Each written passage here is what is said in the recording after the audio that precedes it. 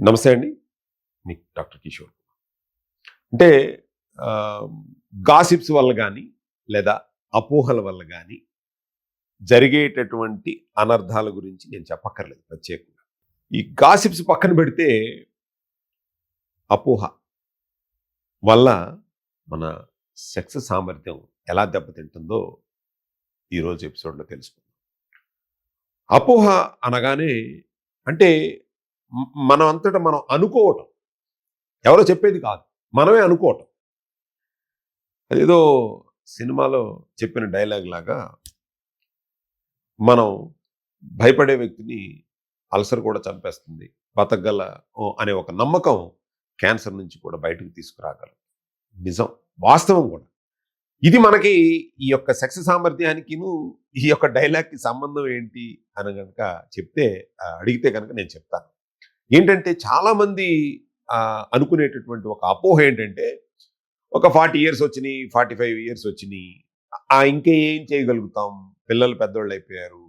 లేకపోతే తగ్గిపోయిందేమో సెక్స్ సామర్థ్యం తగ్గిపోకుంటదా? మనం ఈ ప్రెషర్‌లో ఉన్నాం. ఇంకా ఏంటి? అనేటటువంటి ఒక అపోహలోకి వెళ్ళిపోతాం. అపోహ పెద్ద ప్రమాదాన్ని తెచ్చిపెడుతుంది. మీ యొక్క సుఖవంతమైనటువంటి జీవితానికి మీరు దూరం చేసి పెడతారు. సో, కాబట్టి అపోహల్లో బతకొద్దు. మీ సామర్థ్యాలు ఏమీ తగ్గవు. ఎప్పుడైతే మీ శరీరం సహకరించినా మీరొక ఆ అపోహలో ఉంటారు. రోజు రోజుకి మీ యొక్క సామర్థ్యం తగ్గిపోతూ ఉంటుంది.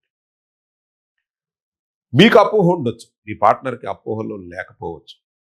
అలాంటప్పుడు మీరు మీరిద్దరూ కలిసి ఆ ఒక ఇన్‌లైన్‌లో ఉండి చేయాల్సినటువంటి కార్యక్రమం కాబట్టి మీరిద్దరూ కూడా అపోహల జోలికి వెళ్ళకండి.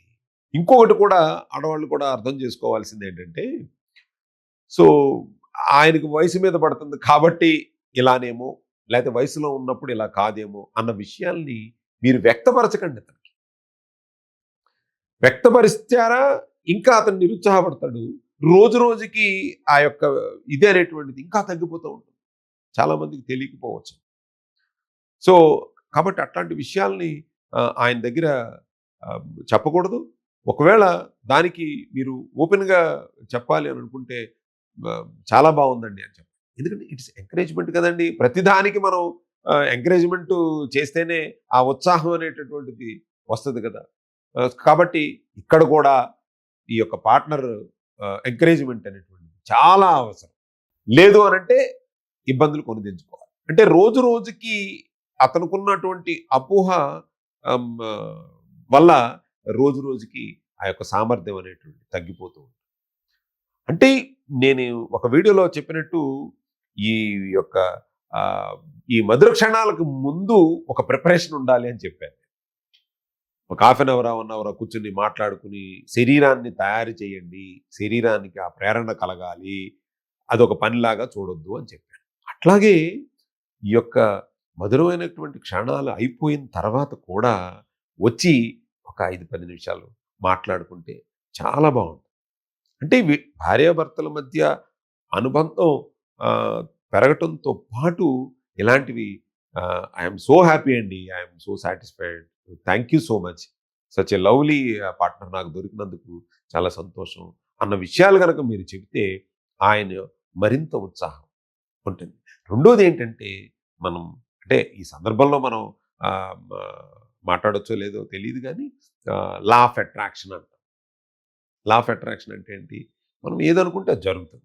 కాబట్టి మా భర్త శక్తి సామర్థ్యాలు అలాగే ఉన్నాయి అని మీరు అనుకుంటే అలాగే ఉంటాయి. ఈయన కూడా నా శక్తి సామర్థ్యాలు ఏమీ తగ్గలేదు. నాకేమీ అనుమానం లేదు. ఎందుకంటే ఆవిడ కూడా నాకు చెప్తుంది కాబట్టి నాకేమీ శక్తి సామర్థ్యం తగ్గలేదన్నమాట అని అనుకుంటే అందమైనటువంటి క్షణాలని మనం అనుకున్నన్ని రోజులు ఆనందంగా పార్ట్నర్‌తో ఉండొచ్చు. అపోహల జోలికి వెళ్ళకండి. ఆహారం ఎంత అవసరమో, అపోహలను దూరంగా పెట్టడం కూడా అంతే అవసరం. సో, అపోహలతో అందమైనటువంటి సెక్స్ సామర్థ్యాన్ని చంపేయకండి. మీకొచ్చే అపోహ వల్లే ఆ సామర్థ్యం తగ్గిపోతుంది. మంచి ఆహారం తీసుకొని ఉండొచ్చు. లేదా మీ యొక్క శరీరం చక్కగా పనితీరు అంతా కూడా బ్రహ్మాండంగా ఉండొచ్చు. కాకపోతే మీరు ఆలోచించే విధానం అపోహ వల్ల వచ్చే అనర్థం రోజు రోజుకి మీ యొక్క శక్తి సామర్థ్యాన్ని తగ్గిస్తూ తగ్గిస్తూ ఏదో ఒక రోజు ఆహా ఉపయోగమే లేదు అనే స్థాయికి తీసుకొచ్చేస్తుంది. కాబట్టి జాగ్రత్తగా ఉండండి. అపోహల జోలికి వెళ్ళొద్దు. Thank you so much. Me doctor Kishore.